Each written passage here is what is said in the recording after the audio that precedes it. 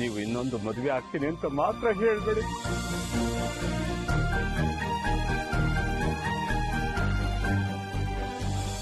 ನನ್ನ ಮೇಲೆ ಯಾರ ಪ್ರೆಷರು ಇಲ್ಲ. ನನ್ನ ಸ್ವಂತ ನಿರ್ಧಾರದಿಂದ ನಾನು ಈ ಕಂಪ್ಲೇಂಟ್ನ ವಾಪಸ್ ತಗೋತಾ ಇದ್ದೀನಿ.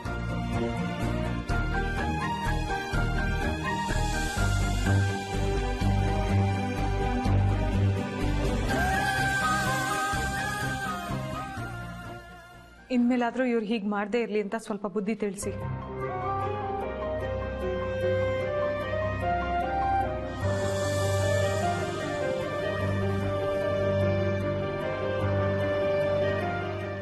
ನಿನ್ನ ಶ್ರೀ ಜೊತೆ ಎಷ್ಟು ರೂಢ ನಡ್ಕೊಳ್ಳೋಕ್ಕೆ ನನಗೆ ಮನಸ್ಸಾದರೂ ಹೇಗೆ ಬಂತು ಜಾನು? ಸಾರಿ, ಇವಾಗ ನಾನು ನಿನ್ನ ಶ್ರೀಯಾಗಿ ಉಳಿದಿಲ್ಲ ಅಲ್ವಾ?